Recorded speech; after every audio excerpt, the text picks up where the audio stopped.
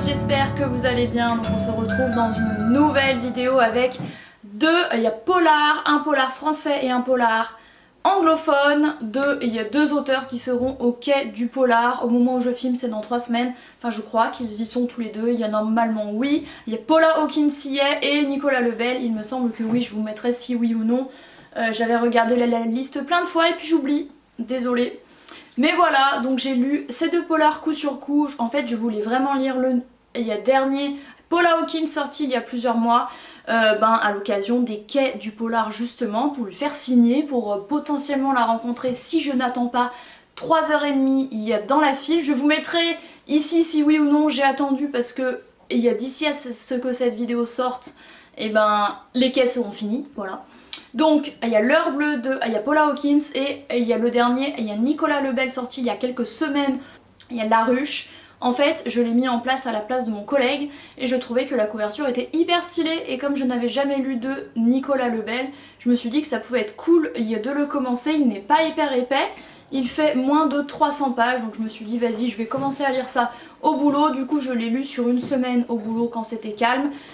C'était pas mal, ça moyen. En fait j'ai été assez déçue, je préfère vous prévenir. Bon, après chacun ses goûts et heureusement, ça se trouve pour vous, vous les adorerez et je vous le souhaite, mais pour moi je ne les ai pas adorés. On commence du coup avec, il y a La Ruche 2 et il y a Nicolas Lebel, donc c'est le premier dans l'ordre chronologique que j'ai lu il y a du coup sur à peu près une semaine au boulot. Alors celui-ci se passe en Suisse. Tout commence avec un homme qui se pointe très bien habillé en costume, qui se déshabille devant un SDF qui le menace avec un flingue, qui lui file ses vêtements et il se retrouve nu dans les rues suisses. Donc c'est quand même un petit peu original, surtout en Suisse où la sécurité est très bonne, où il ne se passe jamais grandes affaires comme en France il peut se passer. Et il va aller tuer un mec dans un restaurant chic de Genève. Donc forcément ça ébranle un petit peu la Suisse. Et la police qui n'est pas habituée à ce genre d'insécurité et d'affaires-ci. La police genevoise va être sur le coup. Elle va être aidée d'une femme qui s'appelle Messi, qui est française, qui est asiatique et d'origine française, qui va être envoyée pour travailler avec eux. Sauf qu'en fait c'est un peu une infiltrée, ce n'est pas une vraie flic. Elle va se faire appeler Messi, mais en fait elle s'appelle Yvonne Chen, aka Nemesis, aka Messi, qui fait partie d'un groupe qui s'appelle Les Furies. Ce sont des assassins professionnels, anciens agents de je sais pas quoi. Bref, ils ont tué plusieurs personnes. Du coup dans le lot il y a elle, il y a Alecto, il y a des noms hyper bizarres, il y a Tisiphone. Bref, ils sont plusieurs en fait à appartenir à ce gang des Furies, et elle va être envoyée sur place en fait pour être un petit peu une infiltrée. Donc voilà, les flics, il y en a un qui fait du air guitare et un qui ne fait que manger 27 000 fois par jour des gâteaux au chocolat avec des formes d'animaux. C'est assez drôle. Et en fait ce genre d'histoire va se répéter. Il y a des morts comme ça, d'un seul coup.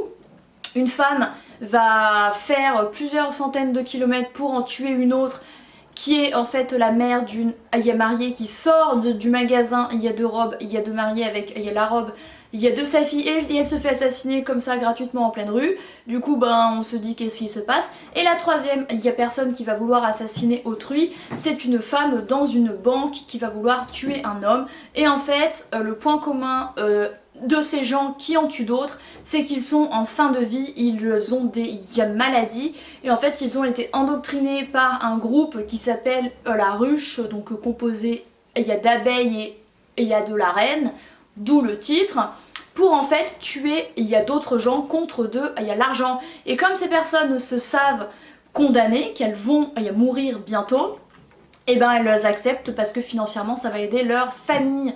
Voilà, donc c'est le motif principal. Donc la police veut éliminer cette ruche qui quand même fait des choses pas très claires.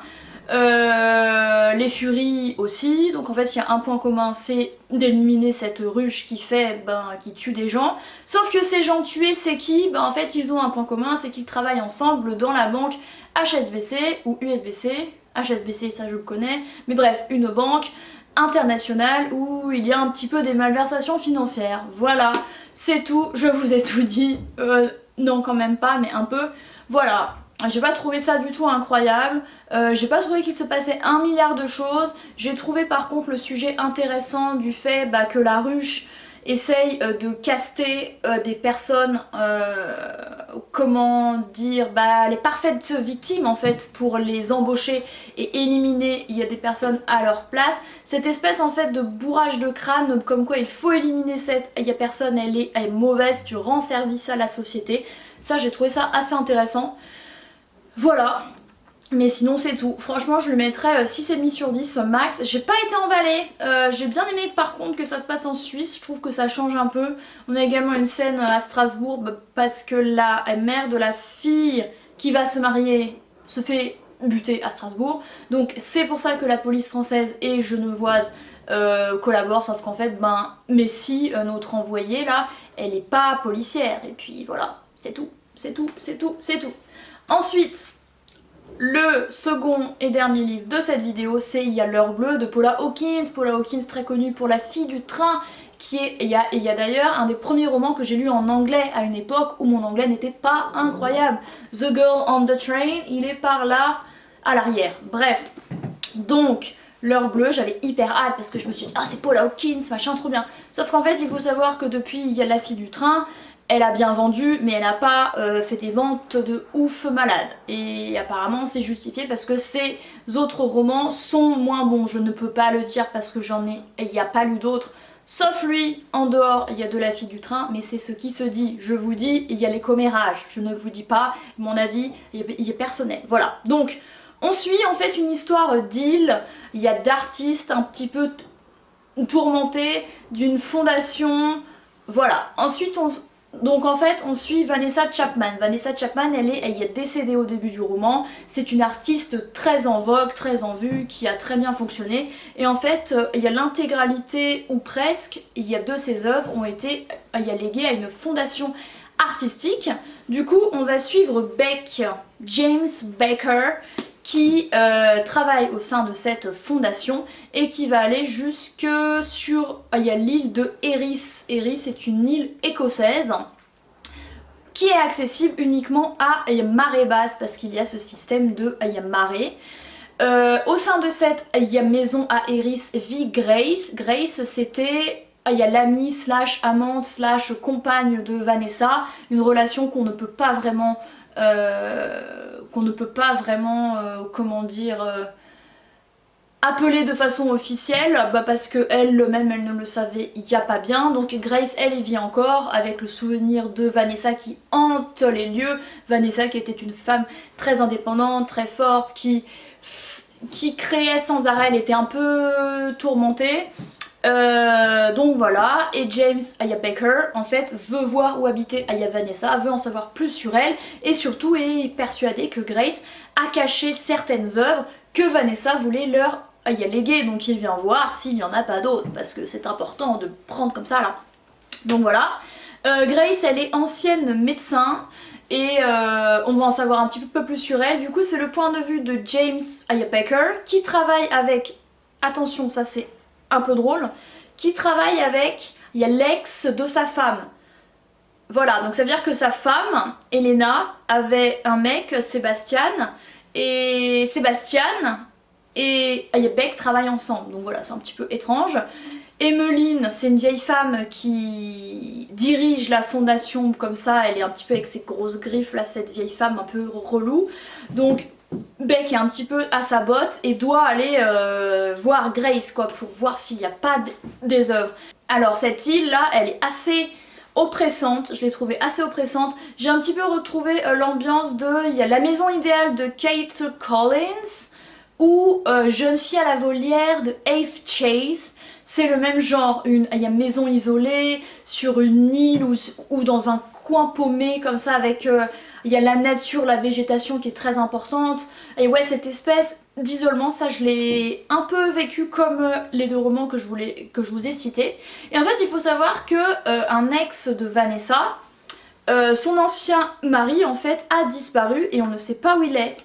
Et en fait on la soupçonne, Vanessa, de l'avoir tué. Et surtout qu'en fait il y a découvrir qu'au sein d'une de ces sculptures, il y a un os. Ah ouais, je comprends un truc en disant ça. il y a un os humain. Donc du coup c'est le branle-bas de combat, on se dit elle a tué son mari, elle s'est servie de ses os pour en faire une œuvre, c'est carrément creepy. Bon, on verra si c'est ça ou pas.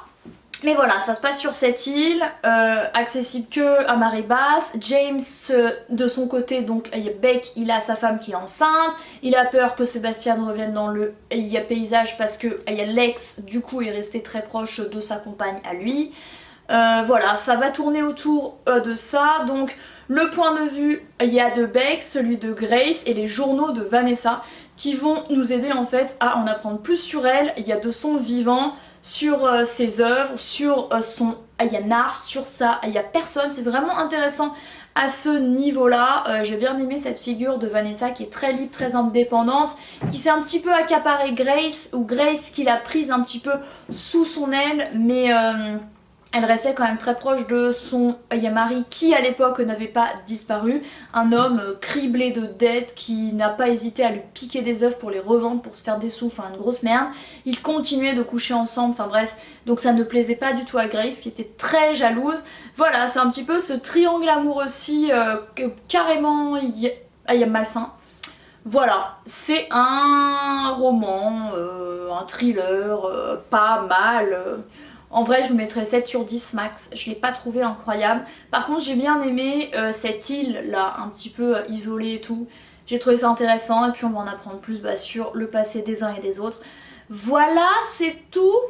Bon bah écoutez, je vais arrêter cette vidéo-ci maintenant. J'espère qu'elle vous a plu. Bon, je n'ai pas adoré ces deux romans, donc c'est difficile d'y mettre de la joie et de la vigueur quand vous n'avez pas adoré quelque chose. Mais voilà, je vous ai fait un compte rendu.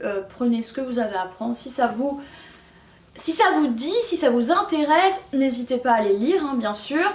Merci d'avoir regardé cette vidéo, n'hésitez pas à vous abonner. Au moment où je filme, il a dépassé les 1800 abonnés, donc merci beaucoup à vous. Je pense qu'on en sera à plus quand cette vidéo sortira, j'espère. Ça me ferait très plaisir. Merci de l'avoir regardé et comme il y a d'habitude, on se retrouve très bientôt dans une autre. Bye!